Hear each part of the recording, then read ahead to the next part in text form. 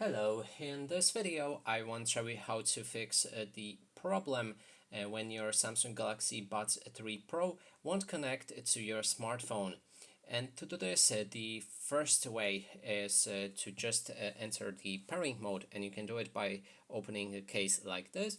Then you can click and hold this button right here while looking on the lamp right there, and when it starts glowing in a few different colors, you're in the pairing mode, and this should fix the issue.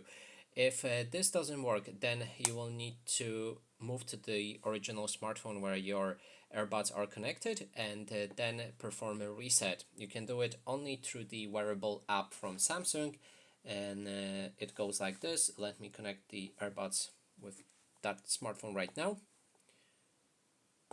It is connected, so we can go to the wearable app, then select the earbuds like this, and go for earbuds control. No, we want to go for earbud settings. Then there's the reset right here. Click on it, confirm it, and the problem should be gone.